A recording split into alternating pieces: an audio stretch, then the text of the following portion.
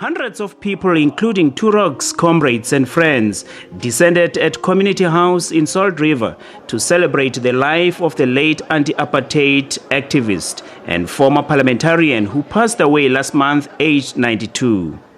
He was lauded for his role in the struggle against apartheid and for his uncompromising stance against injustice, corruption, and unethical leadership.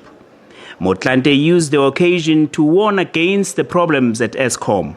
Eskom can be described as the biggest risk to the country's economy. Corruption and mismanagement have induced the brain drain at Eskom and other state-owned companies, with over-regulation and availability of skills as a top concern. State-owned companies are not facing one single challenge, but a multiplicity of problems that, if not properly diagnosed, any turnaround strategy would only address symptoms that are on the surface. But time is not on the side of South African economy. Its impatient population and generation of youth counting on us to lay strong foundations for their future attest to this reality.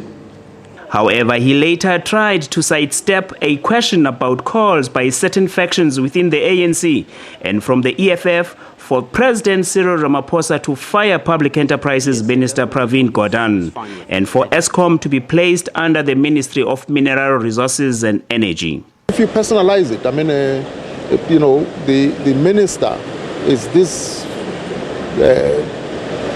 several notches away from the operations.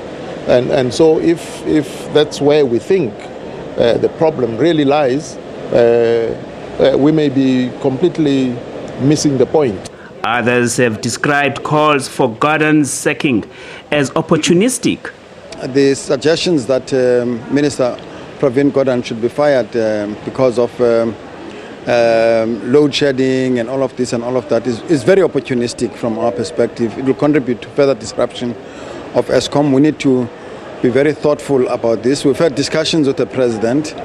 We appreciate the fact that he understands that there must be a much more comprehensive rethink of state-owned entities, not an impulsive approach. Some called for the renewal of the ANC, saying recent electoral setbacks suffered by the ANC in various metros were a wake-up call.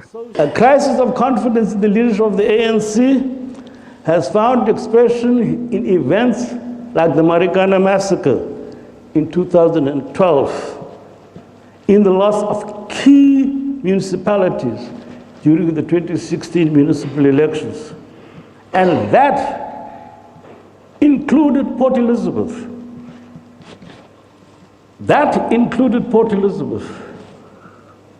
For decades, many of us regarded Port Elizabeth as the Petrograd of the South African Revolution, that the ANC could lose the support of the people of Port Elizabeth says a hell of a lot, something we have to weigh seriously.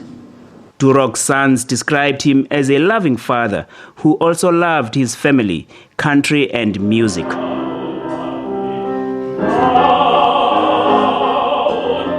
Vuyani Green, SABC News, Cape Town.